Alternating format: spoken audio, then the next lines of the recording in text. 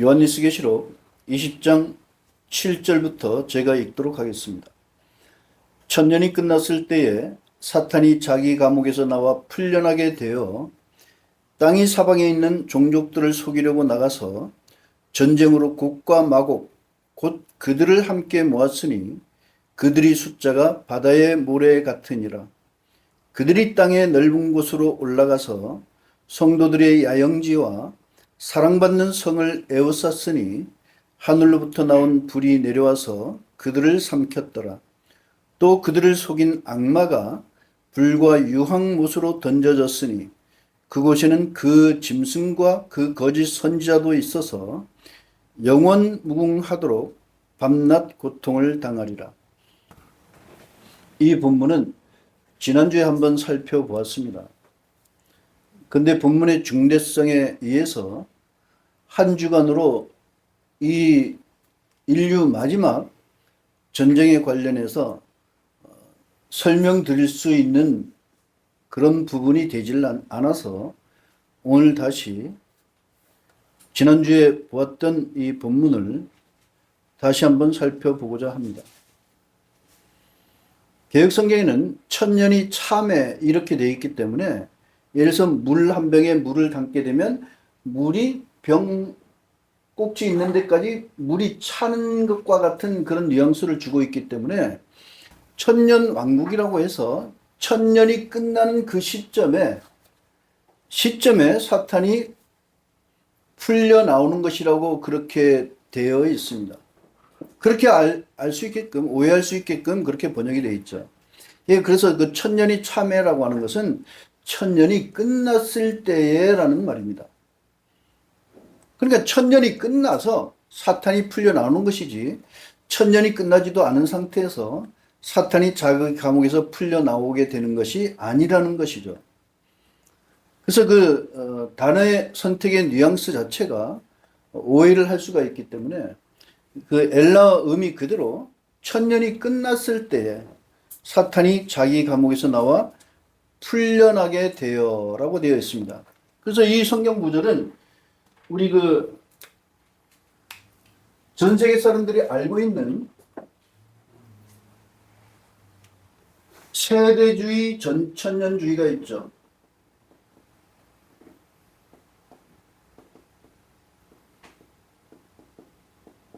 자, 세대주의 전천년주의는 BC 445년 혹은 444년 아닥사스다 왕, 즉 아르탁샤스타 왕 20년에 예루살렘을 중건하라는 영을 내렸더라고 그렇게 해석들을 합니다. 그래서 7일에와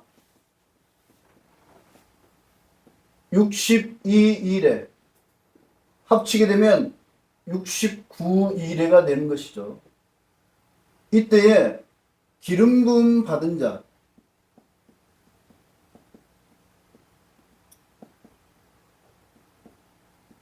곧 왕이 일어나기까지 7일에와 62일에가 지날 것이라고 그렇게 해석들을 합니다. 그래서 이 기름 부음을 받은 자가 일어나기까지는 초림이라고 하는 것이죠.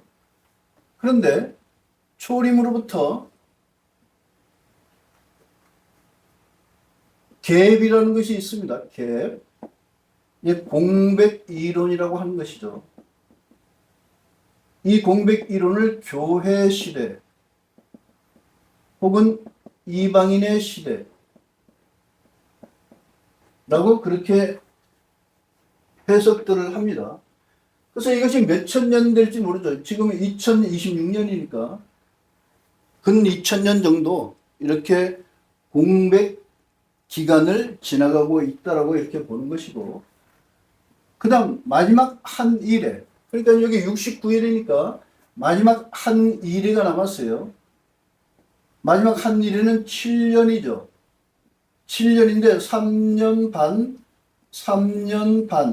이것을 전 3년 반, 이것을 후 3년 반이라고 이렇게 보고 있습니다. 보고 있어서 이때 천년왕국이라는 것이 있다고 가르치고 있습니다. 그래서 천년왕국이 있을 때에, 자, 천년이 끝났을 때 사탄이 자기 감옥에서 풀려나와 라고 돼 있으니까, 사탄이 자기 감옥에서 풀려나와 라고 돼 있는데, 이것은 뭐냐면 요 천년왕국 중에서 천년이 다 차니까 여기서 풀려나온다라고, 여기서 사탄이 석방된다라고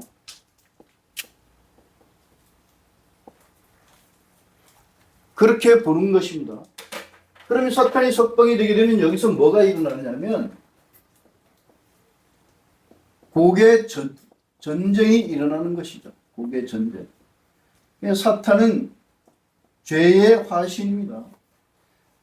죄가 있는 것이고 전쟁이 있는 것이에요.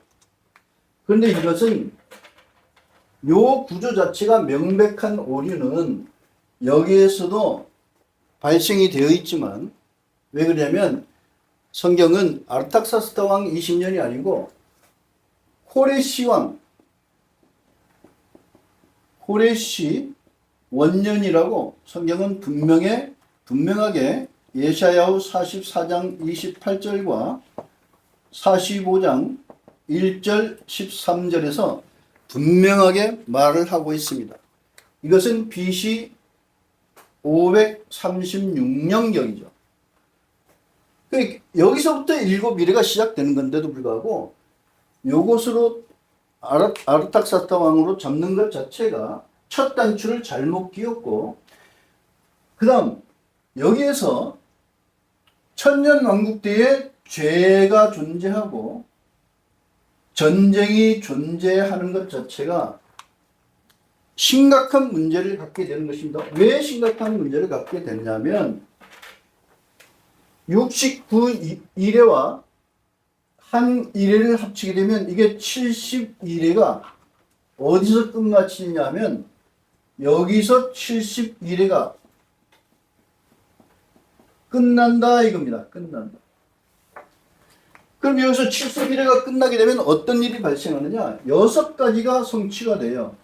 첫째는 반란이 제압되는 것입니다. 사탄의 반란이 71회가 끝남으로써 제압되는 거예요. 사탄이 반란이.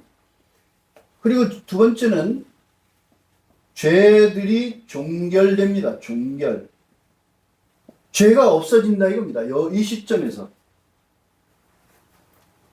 그 다음 죄벌이 속죄가 완성이 되는 것입니다. 이 시점에서 죄가 있을 수가 없어요. 71회가 끝나게 되면. 그 다음 환상과 예언이 종결되는 것입니다. 여기 어디 나와 있냐면 다니엘서 9장 24절 보도록 하겠습니다. 1378페이지 다니엘서 9장 24절 보시면 내 백성과 내 거룩한 성에 대하여 71회가 획정되었으니 반란이 제압되고 죄들이 종결되고 죄벌이 속죄되고 영원한 의가 도래하고 환상과 예언이 종결되고 지극히 거룩한 자가 기름 부음을 받으리라. 자, 영원한 의가 도래하죠. 의가 도래한다 이겁니다. 그 다음 6번째가 기름 부음을 받으리라. 거룩한 자가. 자, 이 6가지가 71회가 끝나는 시점에는 이 모든 것이 완성이 되는 것이죠. 근데 세대주의는 이것만 봐도 완전한 오류인 거예요. 잘못 계산한 거예요. 왜 그러냐? 70일에는 이 세대주의에서 말하는 7년 대환란이 끝났을 때 이미 끝나는 거예요. 70일가 끝나게 되면 죄들이 종결되기 때문에 죄의 화신인 사탄이 나와서 세상을 미혹할 수가 없고 전쟁도 할 수가 없다 이겁니다. 이 모든 인류가 생각하고 있는 모든 것들이 여기서 끝나는 거예요. 70일회가 끝나게 되면. 사탄이 반란이 제압되고 죄와 죄들이 종결되고 죄와 벌이 속죄가 되고 완성이 되고 환상과 예언이 종결되고 영원한 의가 노래하는 것입니다. 여기서 영원한 의가 기름 부음을 받은 자 지극히 거룩한 자가 기름 부음을 받으리라.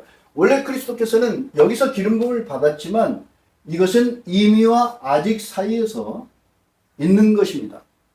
그래서 그리스도가 재림하게 되면 71회가 끝나게 되면 모든 것이 끝나는 거예요. 인류 역사상 사탄으로부터 에덴 동산에서 사탄이 개입해서 인류가 고난 속에 들어간 모든 것들이 종결되는 것을 71회의 끝이라고 하는 것이지 71회가 끝났음에도 불구하고 무슨 천년왕국에 끝났을 때에 천년왕국이 다 끝났을 때에 무슨 사탄이 풀려나가지고 고기 전쟁을 한다고 하는 것은 말이 안 되는 것입니다. 실제 이것은 천년왕국이 끝나가지고 사탄이 여기서 풀려나와서 여기서 고기의 전쟁이 있다는 그런 해석이 가능한 건데 이런 것은 없는 것입니다. 성경적으로. 이 부분은 없는 것이죠. 그러니까 71회가 끝나게 되면 이 모든 6가지 사황이 완성이 되는 구조이기 때문에 이 오늘 본문에 20장 7절에 천년이 끝났을 때라고 하는 것은 이 구조가 아닌 것이고 그것은 어떤 구조냐 하면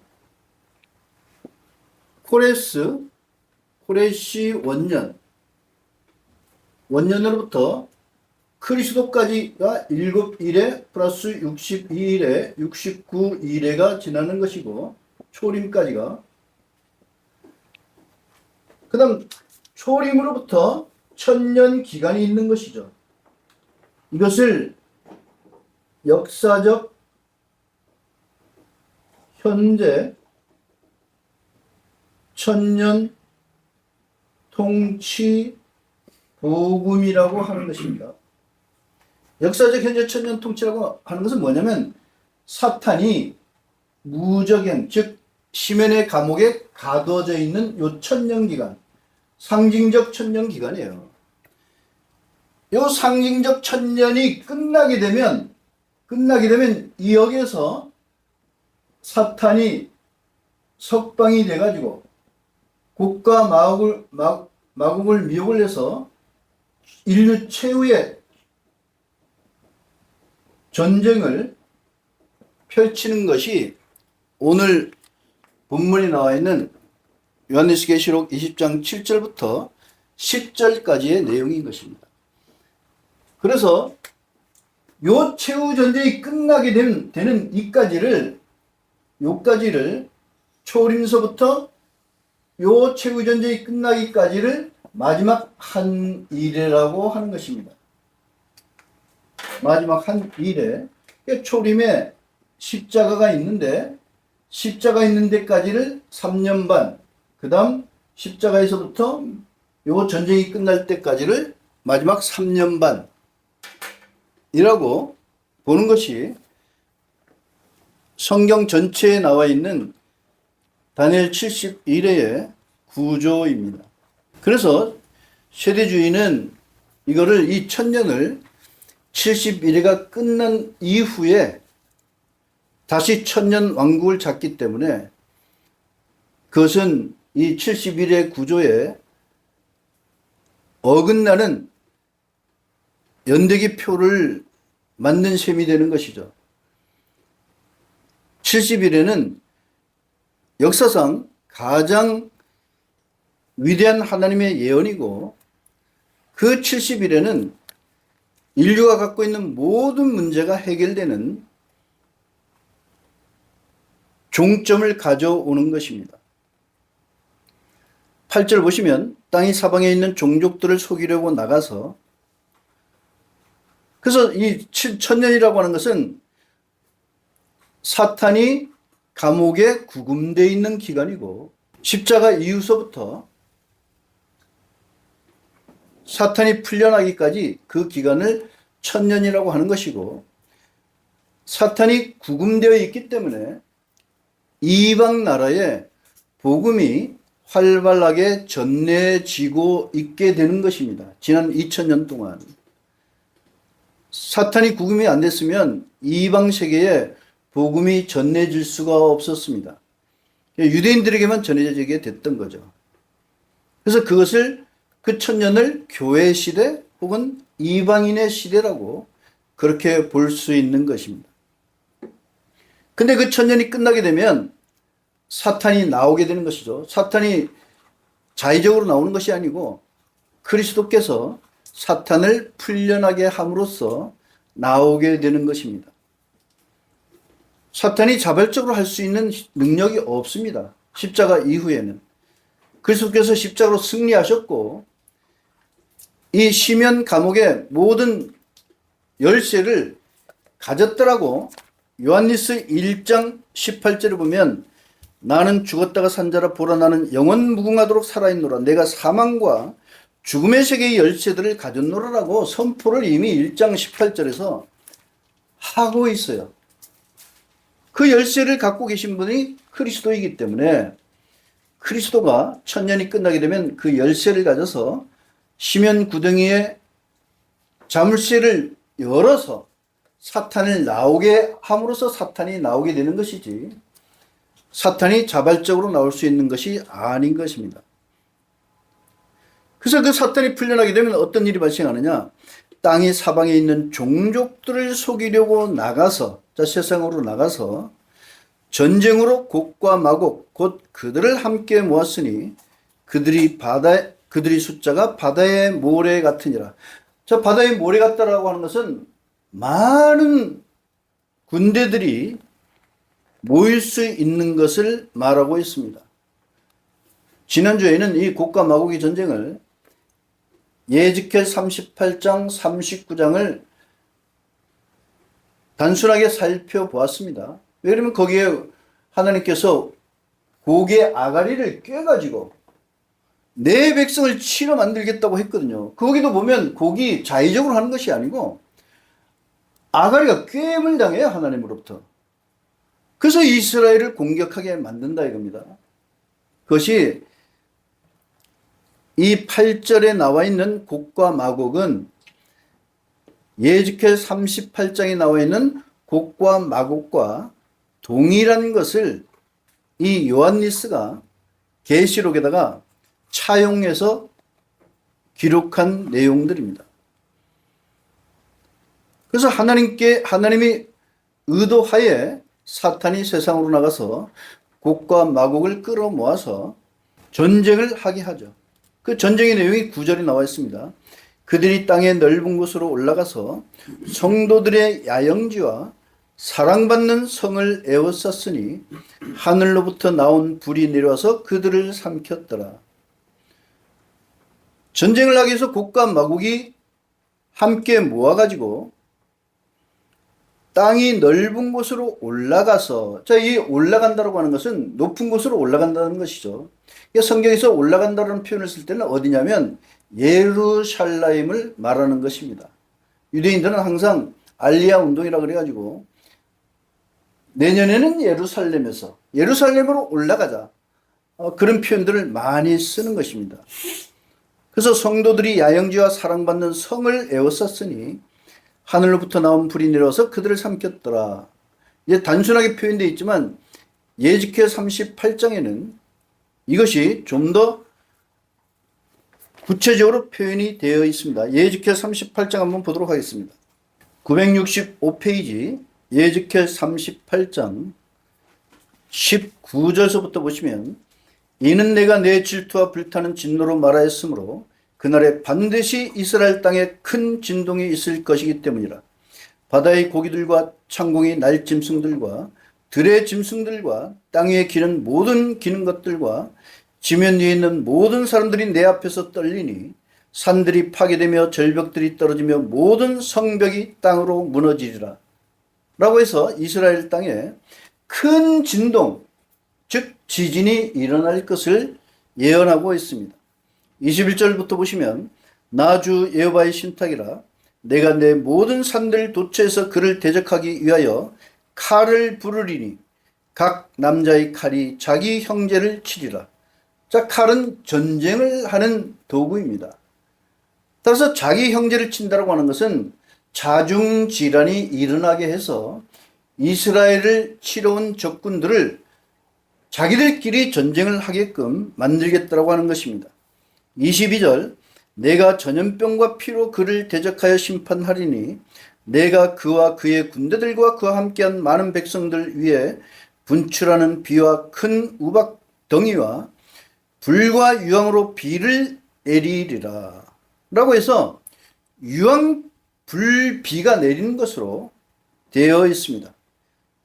여기에는 전염병, 피, 비, 큰 우박덩이, 불과 유황이라는 가공할 만한 핵폭탄보다 훨씬 더 강력한 하나님의 진노의 도구들이 표시되어 있습니다. 23절 내가 내 자신을 위대하게 만들고 내 자신을 거룩하게 하여 내가 여러 이방 민족들이 눈에 알려지리니 그들이 나를 여호와인 줄 알리라. 자, 이 전쟁의 목적은 하나님 자신을 위대하게 만들고 하나님 자신을 거룩하게 해서 모든 이방 민족들로 하여금 여호와 하나님이 참된 하나님이라는 것을 알게 만들겠다라고 하고 있습니다. 그래서 이 내용을 계시록 본문 20장 9절에서는 그들이 땅이 넓은 곳으로 올라가서 성도들의 야영지와 사랑받는 성을 에워쌌으니 하늘로부터 나온 불이 내려와서 그들을 삼켰더라. 이게 유황불이죠. 이스라엘 침공한 적군들을 하나님께서 불로 삼키겠다라고 하고 있습니다. 따라서 9절에 나와 있는 성도들의 야영지와 사랑받는 성이 무엇이냐 라고 했을 때에 무천년주의에서는 이 사랑받는 성을 무엇라고 하냐면 상징적으로 해석을 하기 때문에 하나님의 교회라고 그렇게 해석들을 하고 있습니다. 그런데 하나님의 교회를 에워쌀 수가 있나요? 에워싼다고 하는 것은 어떤 한 장소를 에워싸는 것인데, 즉 포위한다는 것을 말하는 것인데, 하나님의 교회를 에워싼다는 것이 문법적으로 맞지를 않죠. 무천년주의는 상징적으로 해석을 하기 때문에 이것을 성도들이 야영지와 사랑받는 성을 전 세계에 산재해 있는 하나님의 교회라고 사탄이 그 교회들을 공격하는 것으로 그렇게 해석들을 하고 있습니다. 그런데 그것은 문법적으로도 맞지를 않고 성경의 여러 증거들에 의해서도 맞지를 않습니다. 그러면 이 사랑받는 성을 세대주의에서는 어떻게 생각하느냐? 이 사랑받는 성을 현재의 이스라엘이 아니고 천년 왕국 때에 메시아 통치가 일어날 때에 그때의 예루살렘, 그러니까 천년 왕국 수도로서의 예루살렘이라고 그렇게 해석들을 하고 있습니다. 왜냐하면 세대주의는 문자적으로 해석을 하기 때문에 이것을 사랑받는 성을 에워싼다, 즉 포위한다라고 하니까 이건 예루살렘은 맞긴 맞겠는데 그러면 언제 예루살렘이냐? 이게 역사의 말미잖아요. 마지막이기 때문에 천년왕국이 역사의 마지막에 배치가 되어 있기 때문에 천년왕국의 메시아 통치가 일어났을 때에 주님이 재림하셔가지고 천년 동안 통치를 할 때에 그 수도인 예루살렘이다, 이렇게 해석들을 하게 하는 것이죠. 문자적 예루살렘은 맞을 수 있을지 모르겠지만 천년왕국 때에 메시아 통치가 일어나는 수도로서의 예루살렘이라고 하는 것은 맞지를 않습니다. 그것은 왜? 그것은 이미 70일가 끝나게 되면 이 모든 6가지가 다 완성이 되기 때문에 천년왕국 자체가 허망한 기대인 것이지 존재하지 않기 때문에 그렇습니다. 따라서 천년왕국의 수도라는 예루살렘이라는 것은 존재하지 않는다 이겁니다. 그래서 이 계시록을 이해를 할 때에 이런 부분들이 굉장히 무천년주의와 세대주의 전천년주의와 역사적 전천년주의와 후천년주의가 각각 다르게 해석들을 하고 있는데 성경은 그 각각 다르게 해석하는 것들을 전부 용인을 할 수가 없는 것이죠. 하나는 맞고 다른 것들은 틀리는 것이지 전부가 맞을 수가 없는 구조입니다.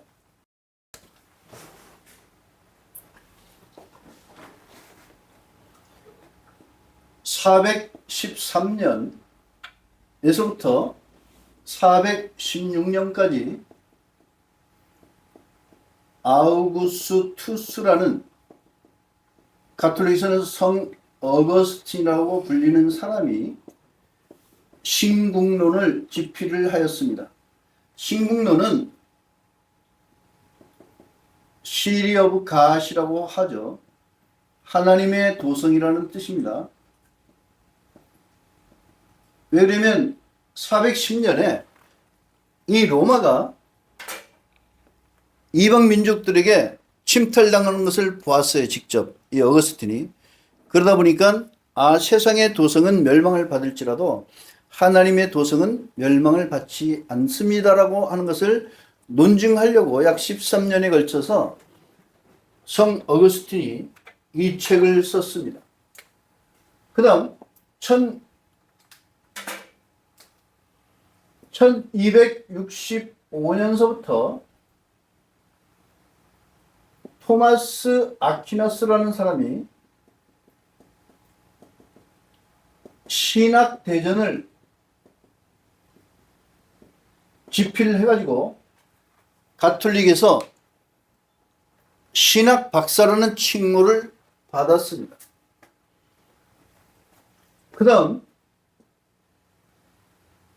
1522년 1517년에 종교개혁을 일으켜가지고 1522년에 마르틴 루터가 9월 성경을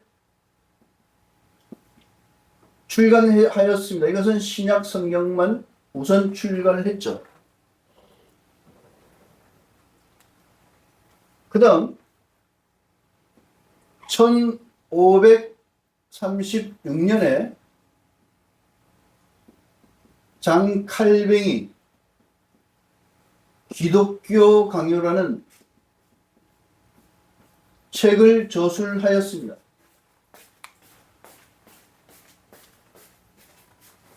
그 다음 1830년경에 존 넬슨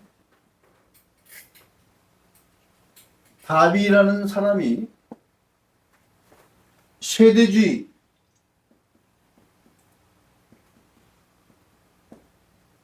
전천년주의를 영국을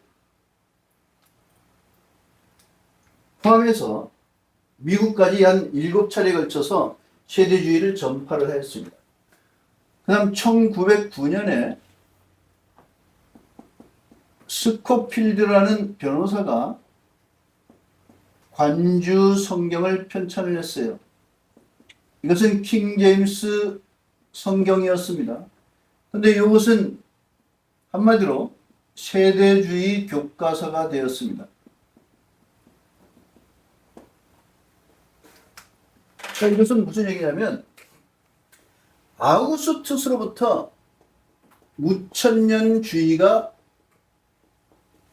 생겨나가지고 아퀴나스를 포함을 해서 마르틴 루터, 장 칼뱅까지 전부가 무천년주의로, 이 무천년주의는 뭐냐면 그리스도께서 하늘에서 통치하시고 하고 있고 구원받은 그리스도인이 죽게 되면 부활해서 하나님 보좌에 올라가서 하나님과 함께 하늘에서 통치한다라고 하는 것이 무천년주의예요. 그래서 이제 이게 다 상징으로만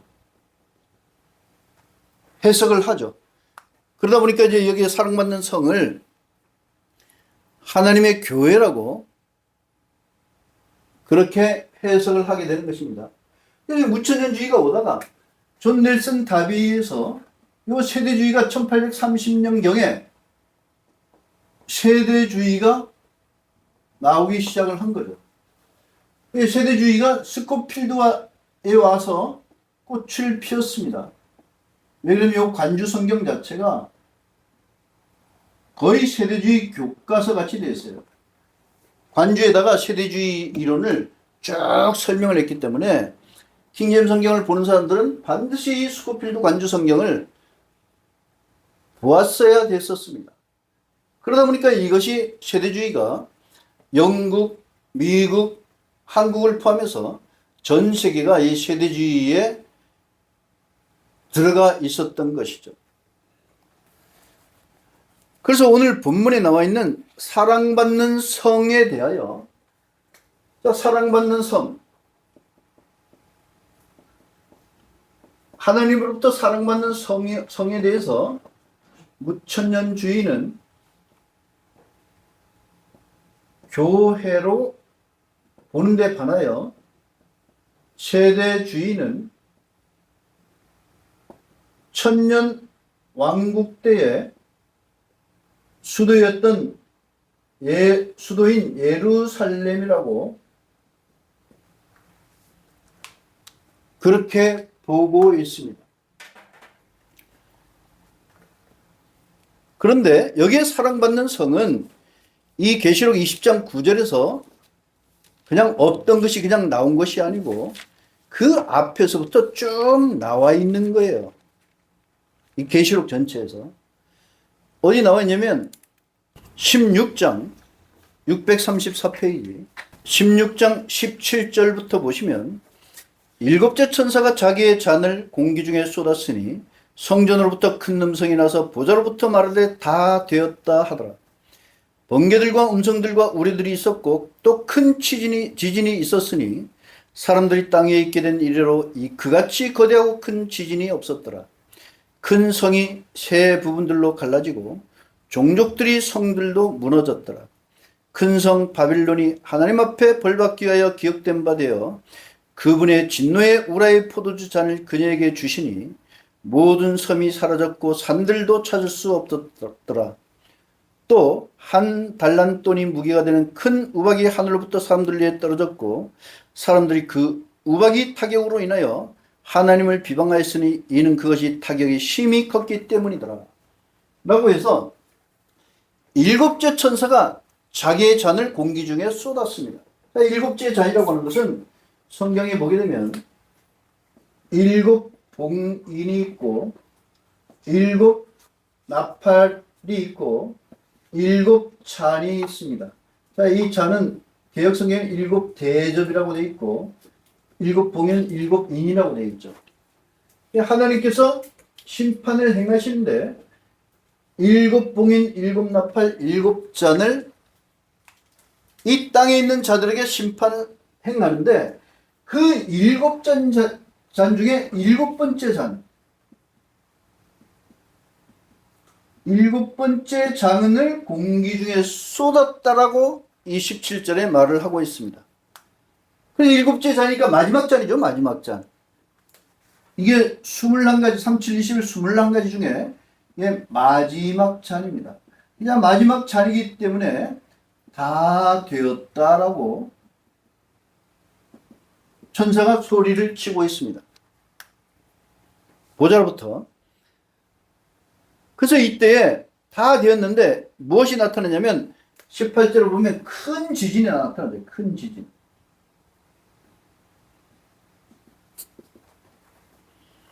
큰 지진이 일어나면서 19절을 보면 큰 성이 나와 있습니다. 큰 성.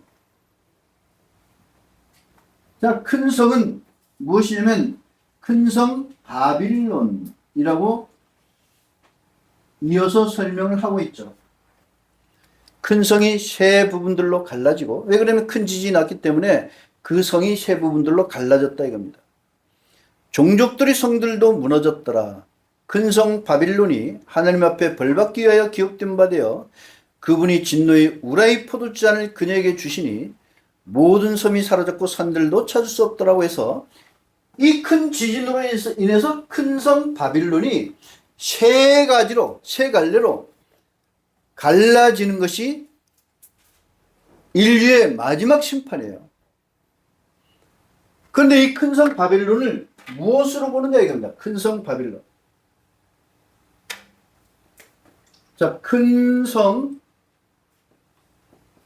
바빌론을 이 무천년주의는 상징적으로 보기 때문에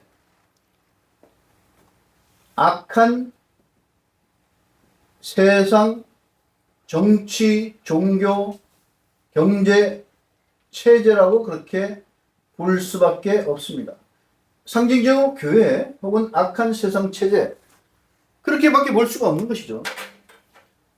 그러다 보니까 아우구스티누스가 이것을 악한 세상 체제라고 그렇게 보았다 이겁니다. 토마스 아퀴나스도 그렇고. 그런데 마르틴 루터가 오다 보니까 그것이 좀 바뀌었어요. 마르틴 루터는 원래 가톨릭 신부였잖아요. 대학 교수였었고.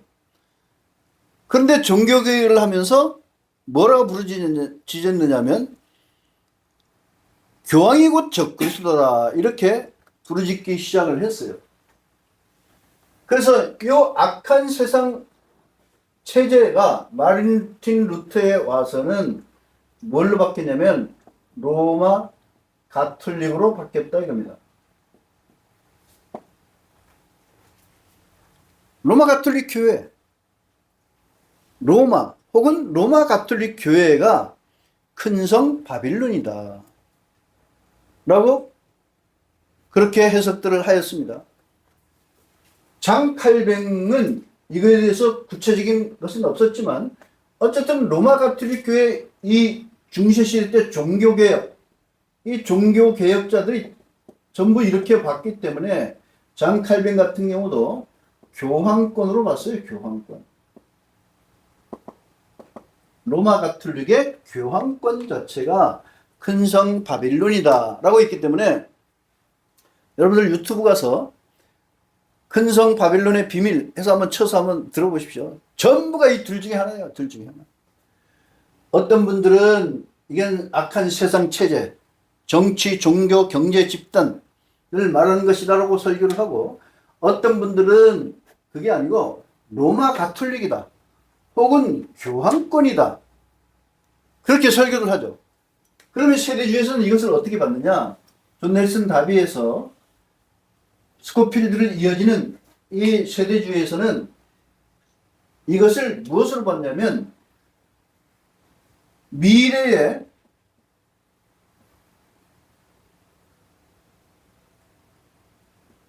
종교체제 혹은 예루살렘 혹은 실지 바빌론, 복구된 실지 바빌론이라고 해서 여러 가지로 보는데 문제는 무엇이냐? 미래다 이게 미래. 왜냐면 이게 전부가 미래주의거든요. 세대주의는 7년 대환란 후에 천년왕국 때 뭐 그때 미래를 말하는 것이기 때문에 전부가 그렇게 설교를 하죠. 존 월부드 박사도 그렇게 책에 그렇게 해석을 했고, 작년에 소천한 존 메가더 목사 같은 경우도 수정된 세대주의자로서 그렇게 해석을 했어요. 전부가. 그런데 현재 저 중동 땅에 있는 예루살렘이 아니고 미래에 세계를 통치하는, 그러니까 세계 정부의 수도가 되는 정치 집단이나 종교 집단이나 세계 정부의 수도를 큰 성 바벨론으로 그렇게 보았다 이겁니다. 그래서 유튜브에는 보통 요 세 가지 정도로 큰 음녀, 큰 성 바벨론을 그렇게 해석들을 하고 있습니다. 17장 한번 1절서부터 보시면 또 일곱 잔들을 가진 일곱 천사들 중 하나가 와서 나와 함께 말하며 내게 이르되 여기로 오라. 많은 무리에 앉은 큰 매춘부의 심판을 내게 보여주리라. 땅의 왕들과 함께 매춘하였고 땅에 거주하는 자들도 그녀의 매춘이 포도주에 취하였도다 하고 그 천사가 성령으로 나를 광야로 데리고 갔으며 내가 신성모독하는 이름들이 가득 찼고 일곱 머리들과 열 뿔들을 가진 진홍색 짐승 위에 앉은 한 여인을 보았더라. 그 여인은 자주색과 진홍색 옷을 입었고 금과 보석들과 진주들로 장식하였으며 그녀의 손에는 혐오스러운 것들과 그녀의 매춘의 불순물들이 가득 찬 금대접을 가졌더라. 그녀의 이마 위에는 비밀, 큰 바빌론, 땅의 매춘부들과 혐오스러운 것들의 어머니라는 이름이 기록되었더라.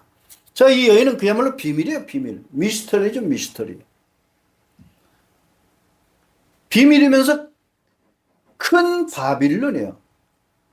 그런데 이 큰 바빌론은 BC 539년도에 이 바벨은 멸망을 받았어요. 그래서 이 바벨은 지금 이라크 땅인데 거기에 흑벽들만 조금 찾아내가지고 있을 뿐 바벨론이라는 도시 자체가 없습니다. 주전 539년도에 마다의 족속으로부터 다리아베시 왕으로부터 완전하게 멸망을 받았기 때문에 지도상에서 사라진 도시죠, 실제로는. 그런데 이것이 큰 성 바벨론으로 등장이 되어 있어요, 요한일서 계시록에. 그때로부터 약 한 600년이 지난 후에 요한일서가 이 계시록을 주님으로부터 받아가지고 이것을 기록을 할 때에 이 용어를 큰 음녀는 곧 큰 성 바빌론이다라고 하였습니다. 따라서 그 바빌론을 무천년주의에서는 악한 세상 지도 체제라고, 정치 집단이라고 그렇게 해석을 했고, 마르틴 루터는 그것에 반발하다 보니까 로마 가톨릭이 곧 바벨론이다, 혹은 로마가 바벨론이다, 그렇게 보기도 하죠. 근데 세대주의에 와서는 미래에 10개 국가로서 이루어지는 세계 제국, 단일 정부가 들어서 있는 그 수도가 곧 큰 성 바빌론, 큰 음녀다라고 그렇게 해석들을 하고 있습니다. 세대주의 그거는 미래를 말하기 때문에 미래는 나타나지 아니하는 것들이에요, 전부가. 뭐 666표나 혹은 적그리스도라는 용어나 그런 모든 것들이 미래지향적인데 2000년 동안 나타나지도 않은 것인데 미래에도 나타나질 아니할 것입니다. 왜 그러냐면 적그리스도라는 용어 자체가 잘못된 것이에요. 성경에서는 적그리스도를 고유명사로 쓴 적이 없습니다. 전부가 다 일반 명사예요. 그래서 오리라 한 적그리스도들이 이미 많이 나타나 있더라고. 요한일서 2서에 그렇게 나와 있는 일반 명사들인 것이지 미래의 어떤 악한 존재가 사탄이 화신으로서 나올 어떤 고유명사적인 적그리스도라는 것이 성경에 없습니다. 요한일서 계시록에도 적그리스도라는 단어 자체가 없어요. 짐승의 표지 적그리스도의 표가 아니에요. 그래서 사람들은 착각을 일으키죠. 짐승의 표가 곧 적그리스도의 표라고. 그것은 성경적으로 용인이 되지 아니하는 것들입니다. 그래서 이 음녀는, 큰 음녀는 비밀이고 큰 바빌론인데 이 바빌론이라고 하는 도시는 역사 가운데 이미 약 한 600년 전에 지도상에서 사라진 도시였었습니다. 그리고 이때 당시에 아우구스투스 이때 당시에도 이미 예루살렘은 AD 70년도에 예루살렘이 멸망을 받아가지고 유대인들이 사라져 있었어요. 사라져 있었어. 예루살렘 성 자체가 돌 위에 돌이 하나도 남김없이 전부가 회파된 상태였기 때문에 이 아우구스티누스나 토마스 아퀴나스나 마르틴 루터나 장 칼뱅이나 존 넬슨 답이나 이런 사람들이 전부가 이 큰 성 바벨론을 예루살렘이라고 생각을 할 수가 없었어요. 왜? 예루살렘은 AD 70년도에 망해가지고 AD 1967년 6월 10일에 동예루살렘이 수복이 됐어요. 수복. 구예루살렘 시가지가 6.1 전쟁 때에. 그렇기 때문에 이 6.1 전쟁 이전에는 이 큰 능력 바벨론을 예루살렘이라고 어떤 성서학자들도 생각해내기가 쉽지를 않았죠. 이스라엘 국가 자체가 없었으니까. 예루살렘도 물론이거니와 이스라엘이라는 나라 자체가 없었잖아요. 그래서 그 비밀이라는 것이 약 근 2000년 동안 지금 현재까지도 유지되고 있는 것입니다. 그런데 이 비밀, 큰 바빌론, 땅이 맺힌 부들과 혐오스러운 것들이 어머니인 이 큰 년은 성경의 역사 가운데 누누하게 하나님께서 말씀하신 성입니다. 예즈켈 16장 한번 보도록 하겠습니다. 예즈켈 16장 1절부터 보시면 여호와의 말씀이 다시 내게 임하여 말씀하시되 인자야 예루살렘으로 자기의 혐오스러운 일을 알게 하고 말하기를 나 주 여호와가 예루살렘임에 대하여 이같이 말하노라. 내 태생과 출생지는 캐나안 땅이요 내 아버지는 에모르 사람이요 내 어머니는 헷 사람이라. 내 출생에 관하여는 내가 태어난 날에 내 탯줄이 잘려지지 아니하였고 너를 점검하여 물로 씻지도 아니하였으며 내게 전혀 소금으로 문지르지도 아니하였고 천으로 싸지도 아니하였느니라. 이들 중 어떤 일을 내가 행하고 너를 낚여 아무도 눈으로 너를 동정하지 아니하였느니라. 그러나 내가 태어난 날에 내 생명이 혐오스러워 내가 들판에 던져졌느니라. 내가 내 옆을 지나가다가 내 자신이 피로 짓밟힌 것을 보았을 때에 내가 내게 말하기를 내가 피투성이라도 소생하라 하였으며 참으로 내가 내게 말하기를 내가 피투성이라도 소생하라 하였느니라. 자, 이것은 이 예루살렘에 대하여 하나님께서 설명을 하고 있습니다. 출생지는 예루살렘의 출생지는 캐나안 땅이었고 아버지는 그 캐나안 열족 속의 한 족속이었던 에모르 사람들이 아버지였고 어머니는 헷 사람들이었어요. 그러니까 캐나안 7부족으로 대표되는 10부족 속에 속해 있는 에모르 사람과 헷 사람이 이 예루살렘의 아버지와 어머니였었습니다. 그래서 하나님께서는 그 예루살렘 옆을 지나가다가 내 자신이 피로 짓밟힌 것을 보았을 때 내가 내게 말하기를 내가 피투성이라도 소생하라 하였으며. 자, 이것은 어떤 거냐면 다비드가 유다 왕으로서 추대를 받아가지고 모아브 장군에게 그 예루살렘으로 올라가서 수구로 올라가서 정복을 하라 그래가지고 그것을 정복을 하였습니다.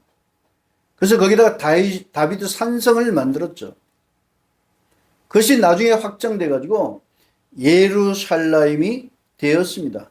그것을 설명을 하고 있습니다. 7절 보면 내가 너를 들이 새싹같이 많게 하였더니 내가 자라나 크게 되어 내가 아름다운 옷장식을 하였느니라. 내 가슴이 곱게 서고 내 머리털이 자라서는 너는 오히려 벌거벗은 나체였느니라. 당시 내가 내 옆으로 지나가다가 너를 보았을 때 보라 내 때가 사랑스러운 때라. 내가 내 옷을 내 위에 펴서 내 옷으로 내 나체를 덮었느니라. 참으로 내가 내게 맹세하고 너와 함께 언약으로 들어갔으니 내가 내 것이 되었느니라. 나 주 여호와의 신탁이라. 예루살렘은 원래는 캐나안 사람들의 도시였는데 다비드 시대에 와서 다윗 산성이 지어졌고 그 다음 다윗 왕국 시대 때는 예루살렘에서 33년 동안 통치를 하였습니다. 그 내용을 여기에 어린 한 소녀로 비유해서 설명을 하고 있었습니다. 너와 함께 언약으로 들어갔다 이겁니다. 하나님의 도성으로 예루살렘이 점이 찍혔죠. 그래서 예루살렘은 다비드가 예루살렘을 수도로 만든 때로부터 지금까지 약 3000년 이상을 유대인들이 있을 때든 없을 때든 간에 그것이 유대인들의 마음의 고향으로 정해져 있습니다. 그래서 하나님께서는 이 예루살렘을 아주 곱게 성장시켰습니다. 9절부터 보시면 그때 내가 너를 물로 씻었고 참으로 내가 너로부터 내 피를 정하여 내가 너를 기름으로 발랐고 내가 너를 수놓은 옷으로 입히고 영양 가죽 샌들을 내게 신기고 고운 암압으로 너를 감싸고 비단으로 너를 덮었고 아름다운 옷으로 너를 단장하고 내가 팔찌를 내 손에 끼우고 목걸이를 내 목에 들이우고 내 코에 코고리를 달고 내 귀에 귀고리를 달고 내 머리에 아름다운 왕관을 씌워 주었노라.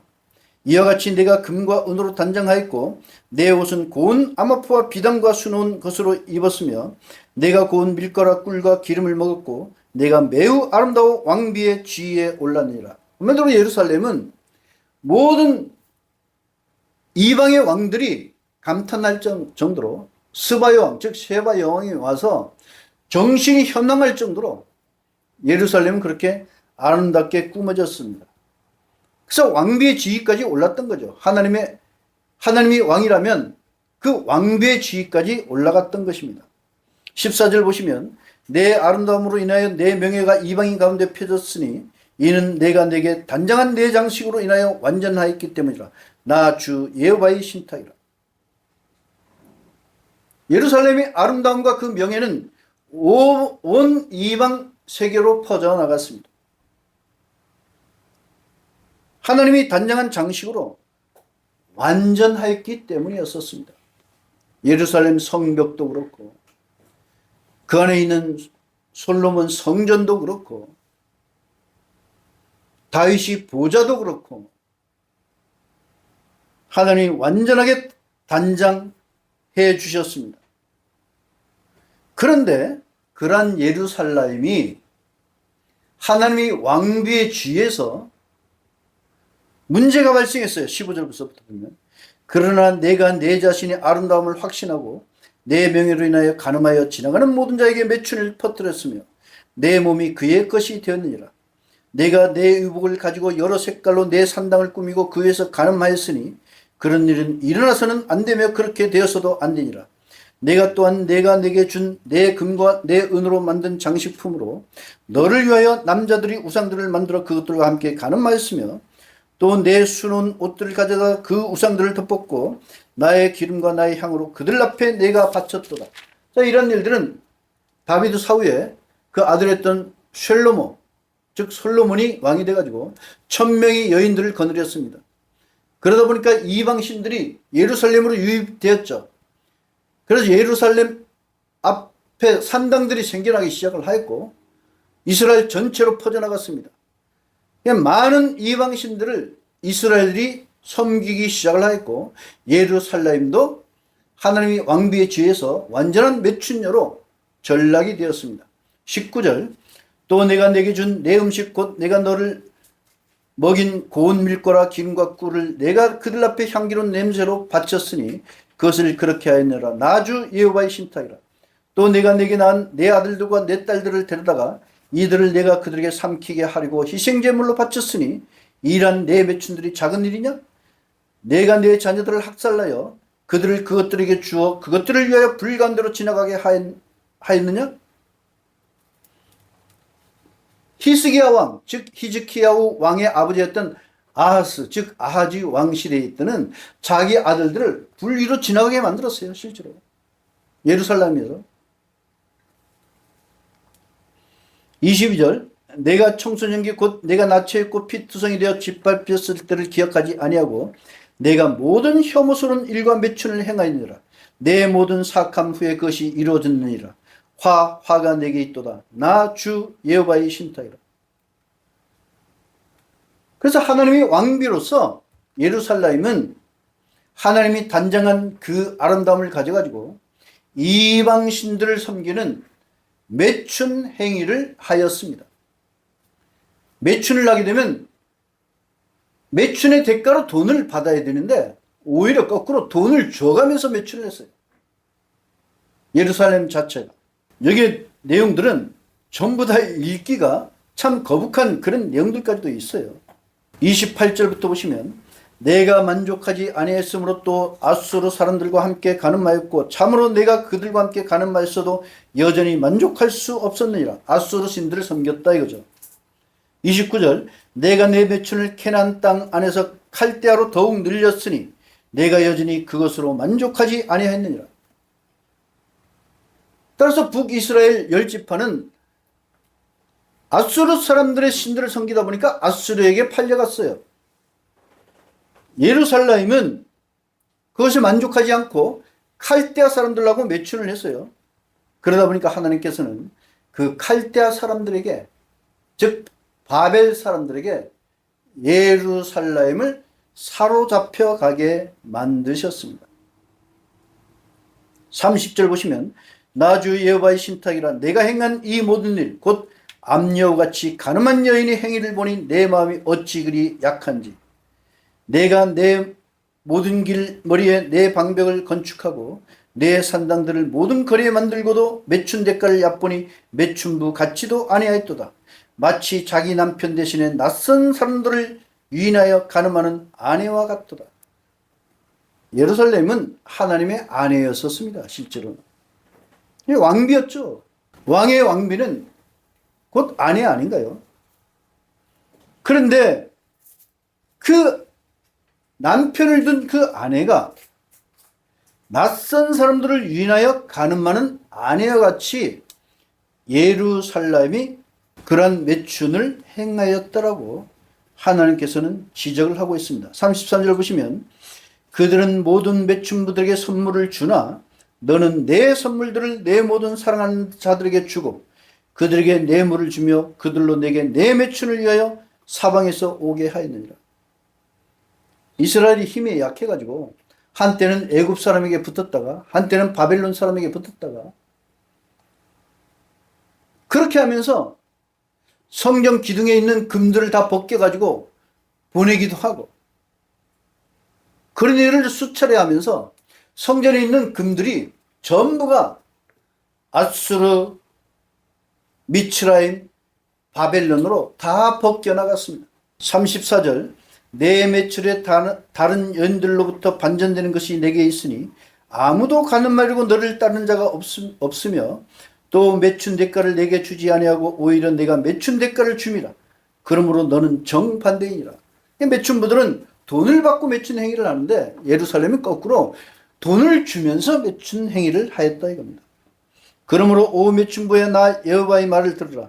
나 주 여호와가 이같이 말하노라. 이는 내 근본이 쏟아졌고 내 나체가 내 사랑하는 자들과 내 혐오스러운 모든 우상들과 함께한 내 매춘을 통하여 드러났으며 또 내가 그것들에게 주었던 내 자녀들의 피로 인하여 드러났기 때문이라.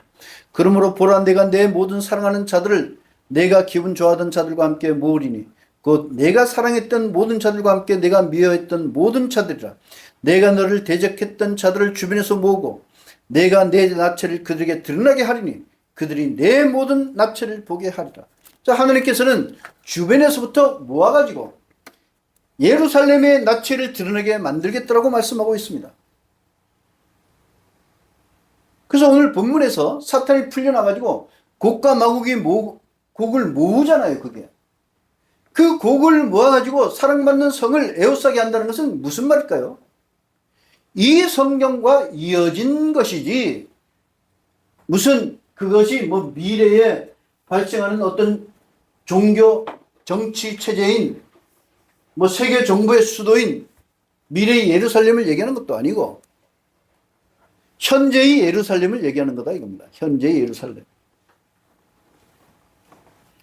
비밀이라 큰 성 바빌론이라 하는 것은 그 바빌론은 이라크에 있는 그 없어져 버린 바벨론을 말하는 것이 아니고 혹은 어떤 자들이 말하는 대로 복구될 바벨론을 말하는 것도 아니고 로마를 말하는 것도 아니고 로마 가톨릭을 말하는 것도 아니고 현재 있는 저 이스라엘을 말하는 거다 이겁니다.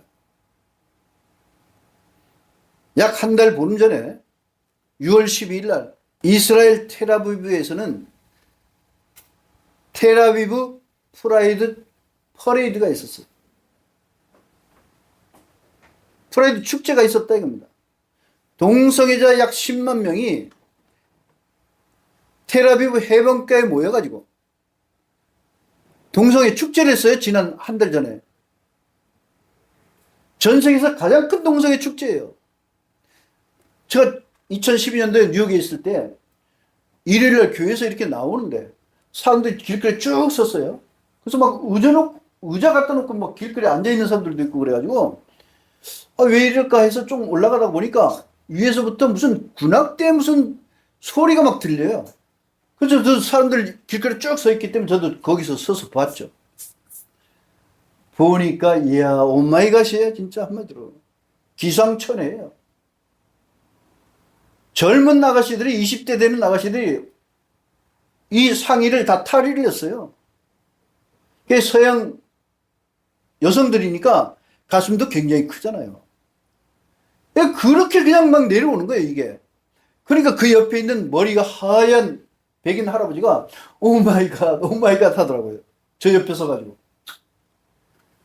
어떤 남자는 그냥 끈 팬티를 입었어요. 끈 팬티. 앞에 부분만 가리고 뒤에는 막 적나라하게 다 나오고 그렇게 하면서 춤추면서 내려오고 하는 거예요. 전부가. 맨하튼 뉴욕주가 동성애를 인정을 했거든요. 법적으로. 그러다 보니까 축제하는 날이었어요. 그날이. 근데 그것은 아무것도 아니에요. 이스라엘 텔아비브에서 해마다 그것이 열리고 있습니다. 2025년에는 열리질 못했어요. 전쟁으로. 근데 2026년 지금은 이스라엘이 아주 강국으로 나가가지고 이란이 맥을 못 추고 있기 때문에 6월 10일 날 텔아비브 해변가에서 그런 일이 발생하는 거예요. 그 텔아비브 해변가에는 전 세계 특급 호텔들이 쫙 줄 서 있어요. 제가 거기서 저녁 때 그 지중해 해변가에서 제가 수영도 해봤어요. 수영복 입고. 근데 그 모래사장 거기에 10만 명 이상이 전 세계 동성애자들이 모이는 거예요. 전쟁 중이니까 그것도 10만 명이에요. 원래는 한 20만 명 모이거든요. 6월 12일 되기 전에 6월 1일부터 6월 4일까지 무슨 일이 발생했느냐. 예루살렘 프라이드 퍼레이드가 있었습니다.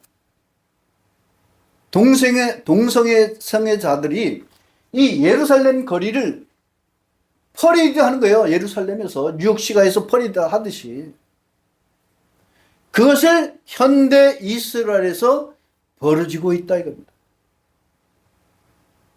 성경에서는 동성애에 대해서는 아주 심각하게 얘기하거든요. 성경에서는 아주 단호하게 얘기를 합니다. 왜냐하면 동성애 자체가 질병과 같은 것이지만 따지고 보게 되면 남자와 남자가 결혼하고 여자와 여자가 결혼하면 생산이 안 되잖아요. 그럼 인류는 멸망으로 가는 것이죠. 그거는 생육하고 번성하라 라고 하는 하나님의 명령에 완전하게 반대되는 것들입니다. 그런 것들이 21세기 전쟁 와중에도 이스라엘에서는 그런 일들이 벌어지고 있다 이겁니다. 몇 년 전만 해도 법무부 장관이 동성애자가 법무부 장관을 했습니다. 이스라엘 법무부 장관. 한국은 무슨 차별금지법 때문에 기독교에서 그것을 방지하려고 무척 노력을 하고 있지만 어쨌든 우회 전략으로 정치권에서 야금야금 그쪽을 향해 가고 있기도 합니다. 그렇지만 이스라엘 같지는 않아요. 이스라엘은 완전하게 전 세계 동성애자들이 축제의 장이 되는 것들이죠. 따라서 오늘 본문에 나와 있는 그 내용들이 여기 예지켈 16장 37절과 같이 그러므로 보라 내가 내 모든 사랑하는 자들을 내가 기분 좋아하던 자들과 함께 모으리니 곧 내가 사랑했던 모든 자들과 함께 내가 미워했던 모든 자들이라. 내가 너를 대적했던 자들을 주변에서 모으고 내가 내 나체를 그들에게 드러나게 하리니 그들이 내 모든 나체를 보게 하리라. 자, 이 내용대로 주전 722년도에는 아수르 대군에게 사마리아 성이 포위를 당해가지고 이스라엘 10개 지파가 아수르로 사로잡혀갔습니다. 따라서 이스라엘 땅에는 예후다 지파와 비냐민 지파 2개 지파만 남아 있었습니다. 그런데 그 남아 있었던 예후다 지파가 더욱더 간음을 행하였어요. 하나님께서 뭐라고 말씀했냐면 51절 보시면 소므로는 내 죄의 절반도 범하지 아니하였으나 너는 그들보다 더 혐오스러운 일들을 많이 행하였고 내가 행한 내 모든 혐오스러운 일들로 인하여 내 자매들을 의롭게 하였느니라. 이 자매들은 뭐냐면 소돔, 즉 세돔. 세돔이 동성애하다가 유황불못으로 멸망을 받았잖아요. 그 다음 쇼모르는 어디냐면 사마리아예요. 개혁성경에는 전세계 모든 성경에는 사마리아로 되어 있습니다. 근데 이브리어 성경에는 사마리아라는 단어 자체가 없어요. 쇼므론입니다. 쇼므론. 왜 사마리아로 그렇게 번역을 했느냐? 70인역의 엘라어로 쇼므론을 사마리아로 번역을 한 거예요. 그러다 보니까 모든 성경에 이 이브리어 쇼므론을 사마리아라고 번역했던 것입니다.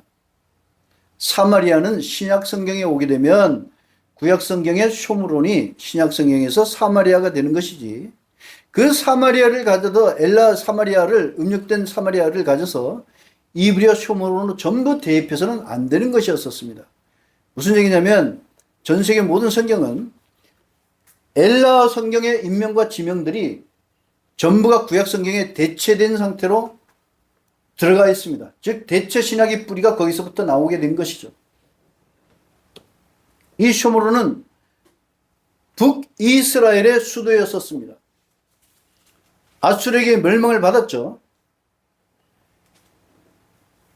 쇼므론이 죄를 지었기 때문에 어떤 죄를 지었느냐? 금송아지를 섬기고 바알신을 섬기고 아세라 목상을 섬겼습니다. 그러다 보니까 하나님께서 아수르 대군을 불러다가 그 죄의 벌을 내렸습니다. 그럼에도 불구하고 그 쇼므론은 예루살렘의 죄의 절반도 안 된다 이겁니다. 쇼므론은 내 죄의 절반도 범하지 아니하였으나 너는 그들보다 더 혐오스러운 일들을 많이 행하였고, 주전 720년도에 소므론이 멸망을 받았고 예루살렘은 생존되어 있었습니다. 근데 138년이 지난 주전 586년도에 하나님께서 예루살렘이 사랑했던 바벨론 대군을 불러다가 징책을 하였습니다. 예루살렘이 그 간음이 얼마나 심했느냐면 소므론보다 배가 더 심하였고, 그 다음 유황불로 멸망을 받은 세돔보다도 더 심하였다 이겁니다. 그렇기 때문에 예루살렘이 죄에 비교해서 쇼므론과 세돔, 즉 소돔은 의로운 자들이 되었다 이거죠. 죄가 더 약했다 이겁니다. 52절 내 자매들을 판단한 너도 내가 그들보다 더 혐오스러운 일을 행한 내 죄들로 인하여 내 수치를 책임져야 할지니라. 그들은 너보다 더 의로우니라. 참으로 내가 내 자매들을 의롭게 하였으므로 너는 부끄러움을 당하고 또한 내 수치를 책임져야 할지니라. 내가 그들이 포로된 자들 곧 세돔과, 세돔이 소돔입니다. 그녀 딸들이 포로들과 쇼므론과, 쇼므론은 사마리아입니다. 그녀 딸들이 포로를 다시 돌아오게 할 때에 그들 가운데 내 포로된 자들이 포로를 다시 돌아오게 하리니 이는 내가 내 자신의 수치를 담당하고 내가 행한 모든 일과 내가 그들에게 위로가 된 것을 그것으로 상처를 입히게 하려는 것이라. 내 자매들 곧 세돔과 그녀의 딸들이 그들이 이전 지위로 돌아가고 쇼므론과 그녀의 딸들도 그들이 이전 지위로 돌아갈 그때에 너와 내 딸들도 너희 이전 지위로 돌아가리라. 자, 여기서는 주전 586년도에 예루살렘이 바벨 군사에게 멸망을 받고 70년 동안 바벨 포로 생활을 하다가 돌아올 것을 예언한 성경입니다. 그래서 구약 성경에서 음녀라고 하게 되면 하나님의 아내였고 왕 대신 하나님의 왕비였던 예루살렘을 가리키는 용어입니다. 음녀이죠. 음녀. 매춘부입니다. 예지켈 23장 보도록 하겠습니다. 935페이지 예지켈 23장 1절서부터 보시면 여호와의 말씀이 다시 내게 임하여 말씀하시되 인자야 두 여인이 있었으니 한 어머니의 딸들이라. 그들이 미치라하면서 가늠하였으니 그들이 자기들의 청소년기에 가늠하였느니라. 그들이 가슴들이 눌러졌으며 거기서 그들이 자기들 처녀의 유두들을 어루만졌도다. 그들의 이름은 언니는 오홀라여 그녀의 여동생은 오홀리바라. 그들은 내 것이었으며 아들들과 딸들을 낳았도다. 그들의 이름은 이와 같으니 오홀라는 소므론이요 오홀리바는 예루살렘이라. 어머니는 햇사람이었고 아버지는 에모르 사람이었는데 거기서부터 두 딸이 생겨났습니다. 언니의 이름은 오홀라고 그 여동생의 이름은 오홀리바인데 그 오홀라는 쇼므론 즉 사마리아이고 오홀리바는 예루살렘입니다. 5절 오홀라는 그녀가 내 것이었을 때 간음하였으며 그녀가 자기가 사랑하는 자들 곧 자기의 이웃인 아수르 사람들을 사랑하였더라. 이게 북이스라엘이에요. 북이스라엘 수도인 쇼므론 즉 사마리아는 아수르 사람들을 사랑하였기 때문에 아수르 사람들에게 멸망을 받았습니다. 11절 그녀의 여동생 올리브가 이것을 보았을 때에 그녀가 언니보다 더 열렬한 사랑으로 부패하였으니 그녀의 매춘들이 자기 언니의 매춘들보다 더 부패하였도다.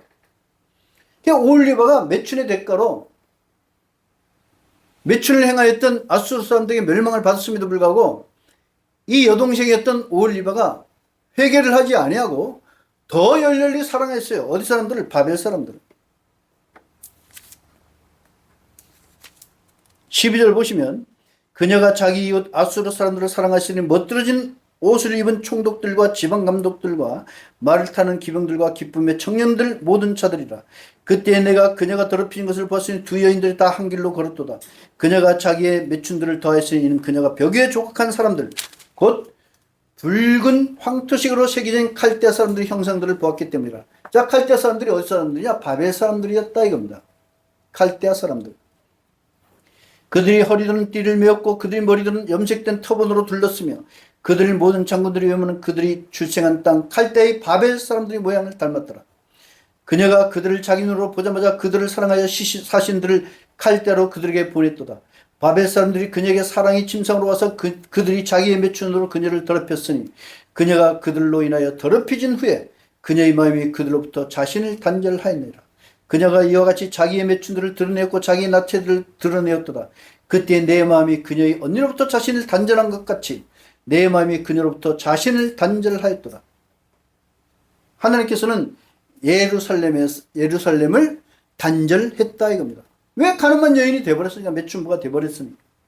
그래서 구약 성경에서는 이 가늠한 여인이 누구냐 하면 이스라엘이에요. 이스라엘. 자, 예루살렘이 곧 뭐냐면 예루살렘에 거주하는 유대인들을 가리키는 장소적 용어입니다. 근데 그것을 확장으로 하게 되면 이스라엘을 말하는 것이죠. 32절 보시면 나주 예호와가 이같이 말하노라. 내가 깊고 크고 가득히 담긴 내 언니의 잔을 마시리니 내가 비숨을 받고 조롱을 당하리라. 내가 취함과 고통으로 파멸고 황폐의 잔 곧 내 언니 쇼므린의 잔으로 가득 채워지리라. 그래서 이 큰 음녀가 금잔을 갖고 있어요. 계시록에 보게 됩니다. 그 금잔이 무엇이냐? 소므론이 원래 가졌던 잔이에요. 그 잔을 마시게 되면 취해서 간음을 행하고 그러면서 고통과 파멸과 황폐가 오게 하는 그런 자리입니다. 35절 그러므로 나 주 여호와가 이같이 말하노라. 이는 내가 나를 잊었고 나를 내 등 뒤로 버렸기 때문이니 그러므로 너는 또한 내 음탕함과 내 매춘을 책임져야 할지니라.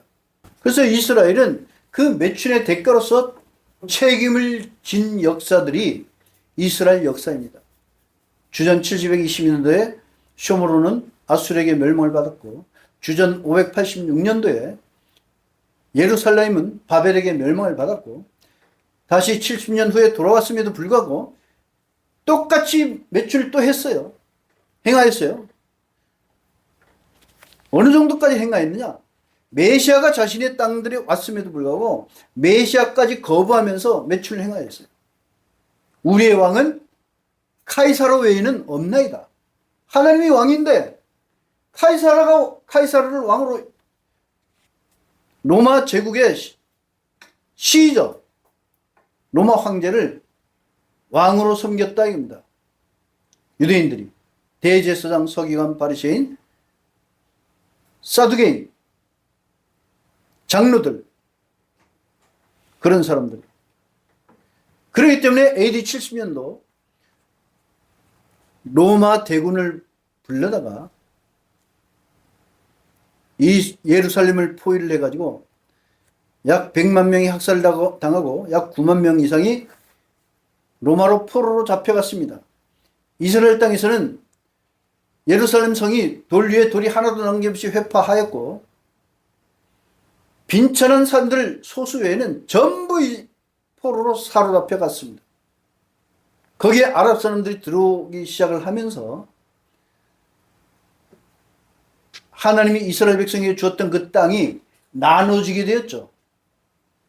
지금 보게 되면 그 캐나안 땅이 남쪽에는 가자 지구가 있고 동쪽에는 요르단강 서안지구가 있고 북쪽에는 레바논이 있고 그 다음 시리아가 있고 그렇게 나눠진 땅을 갖게 된 것이 예루살렘의 매춘의 대가였었습니다. 43절 보시면 이에 내가 간통으로 지쳐 빠진 여인에게 말하기를 지금 그들이 여전히 피차 매춘으로 간음하려 하는도다 하였도다. 하나님께서 오직하면 간으로 지쳐 빠진 여인이 됐다. 이게 자기 아내가 어렸을 때 단장시켜줬던 그 아내가 그 아름다움과 명성을 가져가지고 온 이방신들을 불러 모아다가 간음을 행하다 보니까 지쳐 빠진 여인이 된 거예요. 그런데 오직하면 그 지쳐 빠진 여인에게 하나님께서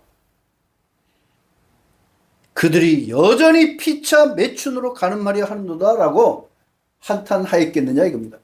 그것이 오늘날 현재도 마찬가지예요. 70년 동안 포로 생활을 했다가 돌아와가지고 스룹바벨 성전을 건축했음에도 불구하고 나중에 헤롯 성전 시대 때에 그리스도를 배반하였습니다. 이스라엘 전체가 모여서 가이사 왕 외에는 로마 황제 외에는 우리에게 왕이 없습니다.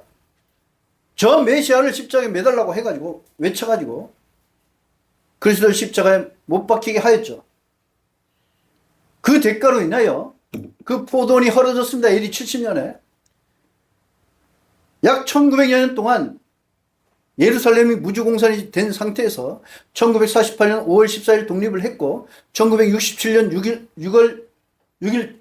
6일 전쟁 때에 그 동예루살렘을 수복했음에도 불구하고 99%가 그리스도를 믿지를 않고 있어요. 지금 현재도. 뿐만 아니라 전 세계에서 가장 큰 동성애 축제를 하고 있다 이겁니다.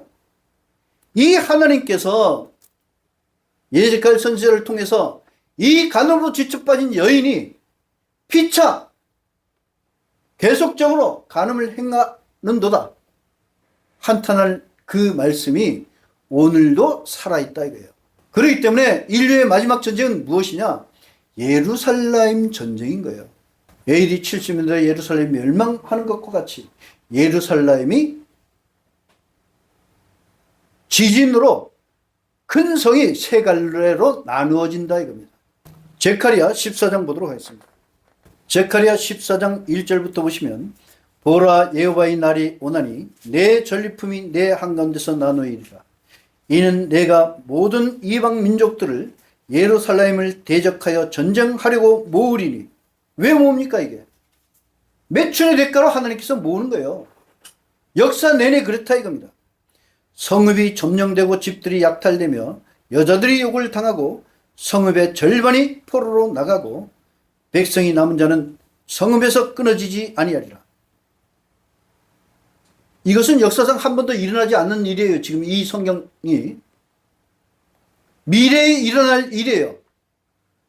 근데 여기에 보게 되면 하나님께서 이방 민족들을 전쟁으로 모아가지고 예루살렘을 대적하게 하겠다 이거죠. 그래서 예루살렘이 어떻게 되느냐? 점령된다 이겁니다. 집들이 약탈되고 여자들이 욕을 당한다 이거죠. 2024년 10월 7일 날 하마스가 철책을 부수고 넘어와가지고 1,500명 이상을 학살을 했고 250명을 인질로 잡혀갔어요. 하루 만에 그것도. 그 하마스 작은 집단이 그런 일을 했다 이겁니다. 근데 역사의 말미에는 사탄이 나오게 되면 어떤 일이 발생하느냐? 미국도 반이스라엘로 돌아갈 가능성을 갖고 있는 거예요. 왜? 이방 민족들을 다 모으는 일을 사탄이 하기 때문에 곡과 마곡을 모아서 사랑받는 성을 에워싸게 만들기 위해서 그런 일이 벌어지는 거죠. 그렇게 되면 어떻게 되냐? 성읍이 점령되고 집들이 약탈되며 여자들이 욕을 당하고 하마스로 인해서 여자들이 많이 욕을 당했습니다. 2023년 10월 7일 날 그날도 욕을 당하고 불태움을 당했어요. 그러니까 이스라엘이 가자 지구를 구석기 시대로 돌려버리겠다고 하지 않을 수가 없어요. 그게 만일에 한국 사람들이 가족이 그런 일을 당하고 내 아내, 내 여동생, 내 딸들이 그런 일을 당한다고 하면 그렇게 하지 않겠어요? 이스라엘이 그런 일을 당했다 이겁니다. 현대전에서도. 그런데 이때는 전 세계가 바다의 모래와 같이 모이기 때문에 이스라엘 예루살렘이 점령되고 집들이 약탈되며 여자들이 욕을 당하고 성읍이 절반이 포로로 나가는 것입니다. 이스라엘은 약 100만 명 정도가 살고 있어요. 이스라엘에는 약 60%가 유대인들이고 약 35% 정도가 아랍 사람들이에요. 5% 정도가 외국인들이죠. 그런데 거기에 절반이라고 하면 한 50만 명 정도 되지 않나요? 여기에 보면 숫자적으로 많이 본다고 하면. 그래서 이스라엘은 역사의 말미에 아주 심각한 문제를 당하게 되어 있습니다. 그런데 그 일을 통하여 하나님께서는 이스라엘의 남은 자들을 구원시키는 역사가 그 전쟁을 통해서 벌어지는 것이에요. 3절 보시면 그때 여호와께서 나가서 그 이방 민족들을 대적하여 주께서 적대적인 만남이 날에 전투했던 것과 같이 전투하시리라. 자, 하나님께서 직접 나가서 전투한다 이겁니다. 예루살렘이 완전하게 박살났을 때 큰 지진으로 세 갈래로 나눠져요. 그래서 4절을 보시면 그날에 그의 발이 예루살렘 앞 동쪽에 있는 올리브산에 서시리니 올리브산은 그 한가운데가 동쪽과 서쪽을 향하여 쪼개져서 매우 큰 골짜기가 되리라. 산이 절반은 북쪽을 향하고 그것이 절반은 남쪽을 향하여 물러나리라. 올리브산이 동서로 큰 골짜기가 생겨가지고 남북으로 산이 옮겨지는 것입니다. 그러면 그 큰 골짜기가 생기게 되면 그 옆에 이어진 키드론 시내 건너가 성전산이에요. 솔로몬 성전탑이 있고 지금은 바이돔 서원과 알라크사 회교 사원이 있죠. 하나님을 섬겼던 그 장소에 알라를 섬기고 있어요. 지금 악령의 처소가 되어 있다 이겁니다. 한마디로 그것이 지진으로 다 부서진다 이겁니다. 그것만이 아니고 그 건너편에 유대인 구역이 있고 그 다음 북동쪽에는 무슬림 구역이 있어요. 그 다음 그 서쪽에는 기독교 구역이 있고 그러니까 로마 가톨릭 구역이죠. 그 밑에는 아르메니안 정교회 구역이 있습니다. 네 구역으로 나눠져 있죠. 거기는 성모교회가 있어요. 그 성모교회 쟁탈전을 가톨릭, 로마 가톨릭 혹은 그리스 정교회 아르메니안 정교회. 거기서 빗자루 들고 전쟁해요, 그 사람들. 악령의 처소예요, 한마디로. 예루살렘은. 전 세계에 기독교, 무슬림, 유대교 3대 종교가 어디서 발생했느냐? 예루살렘에서 발생했어요. 그 예루살렘에서 각축전을 벌이고 있어요. 하나님께서 그것을 용납하시겠습니까? 그거를?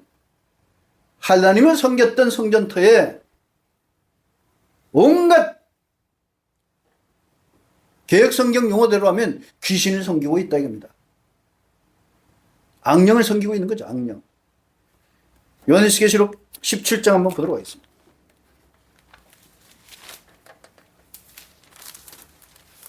18장 보도록 하겠습니다. 18장 2절입니다. 636페이지. 그가 큰 음성으로 강하게 외쳐 말하되 근성 바빌론이 무너졌도다 무너졌도다. 악마의 거주지와 모든 악령들이 장수와 모든 더럽고 미워하는 새의 둥지가 되었으니 이는 모든 종족들이 그녀의 매춘의 진노의 포도주로 인하여 무너졌고 또 땅의 왕들이 그녀와 함께 매춘하였으며 땅의 상인들은 그녀의 사치의 권능으로 인하여 부자가 되었기 때문이로다 하더라. 자, 여기서 매춘을 누가 했느냐? 로마가 하느냐? 로마가 하겠느냐 이거예요. 로마 가톨릭이 하느냐 이거예요. 성경적으로는 아니다 이거 로마 가톨릭. 그 다음 무천주의와 같이 무슨 악한 세상이 매춘을 하느냐 이게 그게 아니에요. 성경적으로. 세대주의 같이 미래의 세계 정부가 되는 무슨 예루살렘이 하느냐 그거 아니에요. 현재의 저 예루살렘이 2026년 지금도 한 달 전에 전 세계에서 가장 큰 동성애 축제를 전쟁의 와중에 벌이는 나라예요. 지금 99% 그리스도를 안 믿어요. 하나님께서 어떻게 보겠어요? 그거를 큰 지진을 통하여서 그 성이 세 갈래로 부서지는 것입니다. 16장 18절 보시면 번개들과 음성들과 우레들이 있었고 또 큰 지진이 있었으니 사람들이 땅 위에 있게 된 이래로 그같이 거대하고 큰 지진이 없었더라. 리터 지진계로 12가 가장 큰 지진입니다. 적어도 이 지진은 사람들이 땅 위에 있게 된 이래로 그같이 거대하고 큰 지진이 없었기 때문에 적어도 리터 지진계에서 12를 초월하는 지진이에요. 역사상 가장 큰 지진이 칠레의 9.5 지진이었고 일본 후쿠시마가 9.0 지진이었어요. 근데 9.0에서 10.1 리터 지진계로 1이 되게 되면 수천 배가 더 강력한 지진입니다. 그런데 역사상 가장 강력한 9.5에서 12 이상이 된다고 하면 엄청나게 큰 지진이다 이겁니다. 그렇기 때문에 19절에 큰 성이 세 부분들로 갈라지고 종족들이 성들도 무너졌더라. 예루살렘만 무너지는 것이 아니고 모든 섬이 사라졌고 산들도 찾을 수 없을 정도로 그렇게 큰 지진이 전 세계적으로 발생하는 것입니다. 왜? 악령들이 처소들이기 때문에 그리스도를 받아들이지 아니하고 모든 이방신들을 섬기고 있어요. 전 세계가. 거기에서 어머니가 어디냐? 예루살렘이다 이겁니다. 예루살렘. 이때는 한 달란 돈이 무게가 되는 약 35kg 되는 우박이 떨어지게 되어 있습니다. 뿐만 아니라 제카리아 14장 한번 다시 보게 되면 어떤 것이 있냐면 전염병이 있어요. 인류 역사상 듣도 보도 못한 전염병이 발생합니다. 1059페이지 제카리아 14장 12절 보시면 여호와께서 예루살렘을 대적하여 공격한 모든 백성에게 일으킬 전염병은 이러하니 곧 그들이 발로 서 있을 동안에 그들이 살이 녹고 그들이 눈이 그들이 구멍들 속에서 녹으며 그들이 혀가 그들이 입 속에서 녹으리라. 그냥 예루살렘을 침공한 군대들이 발로 서 있을 동안에 그들이 살이 녹아들어요. 살이 녹아요. 눈 속에서 녹아버려요. 혀가 입 속에서 녹아버린다 이거예요. 이런 전염병을 여러분들 들어본 적이 있나요? 그렇지만 이것은 분명하게 발생하는 전염병입니다. 그래서 역사의 말미에 이 고개 무리를 모아서 성도들의 진과 사랑받는 성을 에워쌀 때에 예루살렘에 큰 지진이 나고 주님의 발이 감람산에 닿을 때에 큰 지진이 나서 동서로 협곡이 생기고 남북으로 산이 옮겨지고 성전성과 거기에 있는 전 세계 골칫덩어리인 바이돔 사원과 알라크사 사원, 그 다음 그 건너편에 있는 성모교회까지 세 갈래로 나눠지면서 전부 부서지게 되는 것입니다. 그래서 옛 언약에 속한 예루살렘은 땅으로 가라앉게 되는 것이고, 하늘에서 무엇이 내려오냐면 새 예루살렘이 내려오게 되는 것입니다. 그것이 14장 5절에 보면 너희는 산들이 골짜기로 탈출하리니 이는 산들이 골짜기가 아첼까지 도달할 것이기 때문이라. 참으로 너희가 탈출하리니 너희가 예후다 왕 우찌야 시대의 지진 앞에서 탈출한 것과 같이 하리라. 자, 유대인들이 탈출을 하는 것입니다.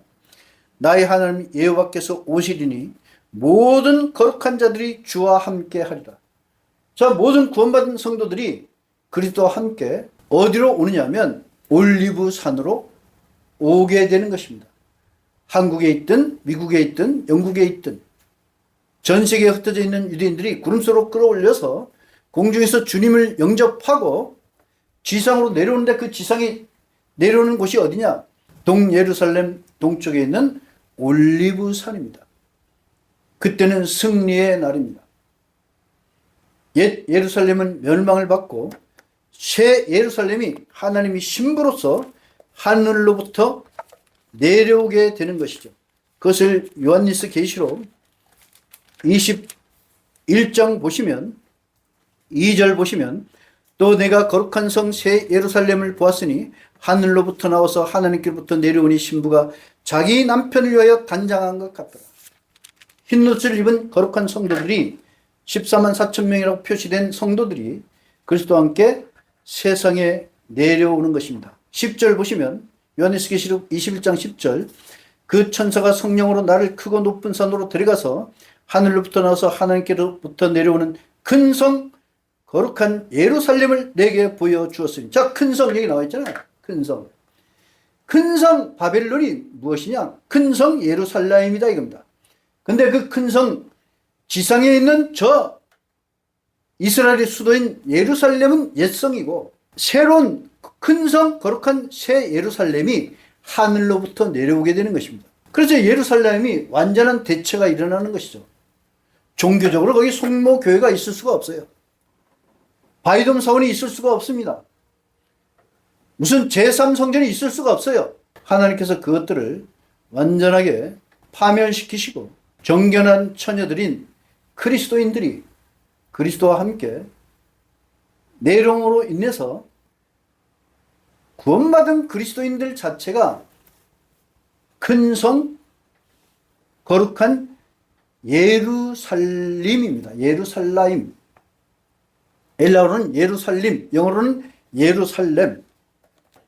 따라서 20장 오늘 본문 9절 그들이 땅이 넓은 곳으로 올라가서 성도들이 야영지와 사랑받는 성을 에워쌌으니, 자, 하나님께서 모으게 했잖아요. 사탄을 풀려나게 해서 곡과 곡의 무리들을 마곡을 모아가지고 예루살렘 성을 포위하게 해서 성읍이 절반이 포로로 잡혀가게 만들고 완전하게 파멸에 이르는 그 상황에서 하나님께서 개입을 하십니다. 그래서 결과적으로는 이스라엘이 승리를 하게 만드는 것이죠. 그러므로 인해서 이스라엘 땅은 대이스라엘이 건축되게 되는 것이고, 12지파가 저쪽 레바논 위에서부터 미츠람 시내까지 유프라테스 강에서부터 대이스라엘이 건설되게 되는 것입니다. 유대인들한테는. 그렇지만 구원받은 그리스도인들로서는 그리스도와 함께 신부로서 이 세상에 내려와가지고 영원한 하나님 나라를 영원토록 살아가게 되는 것이지, 무슨 세대주의와 같이 7년 대환란이 끝났음에도 불구하고 다시 악이 발생하고 죄가 발생해서 전쟁이 있고 출산이 있고 고통이 있고 일이 있고 그런 세상이 아닌 것입니다. 그리스도의 재림이라고 하는 것은. 모든 역사에 슬픔도 지나가고 눈물도 지나가고 아픔도 지나가고 죽음도 사라지게 되는 세상이 오는 것입니다. 성경은 그것을 말하고 있어요. 왜 그것이 어떻게 이루어지느냐? 10절을 보면 또 그들을 속인 악마가 불과 유황못으로 던져졌으니 그곳에는 그 짐승과 거짓 선지자도 있어서 영원 무궁하도록 밤낮 고통을 당하리라.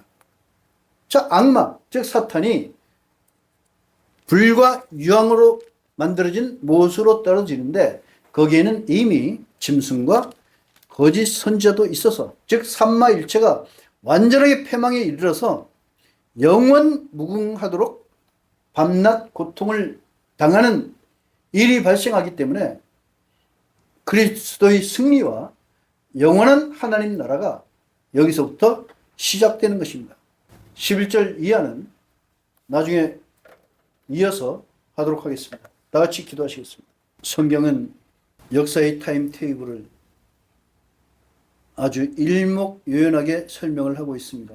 하나님께서는 다윗을 통하여 예루살렘을 이스라엘 수도로 삼으셨습니다. 그것은 왕 대신 하나님의 왕비였었습니다. 하나님의 사랑하는 아내였었습니다. 그러나 근문으로 단장된 예루살렘은 모든 이방신들을, 온 이방신들을 섬기는 악마의 거주지가 되었습니다. 그것은 구약시대에나 신약시대에나 21세기 현재에도 동일한 상태입니다. 하나님의 심판은 구약시대나 신약시대에나 지금이나 동일한 심판이 이루어질 것입니다. 그것은 성경은 일목요연하게 설명을 하고 있습니다. 그동안 성경학자들이 큰 음력, 큰 성 바빌론을 로마나 로마 가톨릭이나 세상의 정치, 종교, 경제 집단이나 체제나 그렇게 왜곡된 시각을 벗어나서 저희들의 눈을 뜨게 하셔서 하나님의 명료한 예언의 말씀을 보게 하심을 참으로 감사드립니다. 성경의 복음은 역사적 현재 천년 통치의 복음입니다. 이 복음을 벗어나는 것은 다른 복음이 되므로 저희들을 훈련시키셔서 온 세상에 예수와 부활의 복음을 전할 수 있도록 함께하여 주시옵소서. 감사함으로 우리 주 예수와 그리스도 이름 받들어 기도드렸습니다. 아멘. 아멘.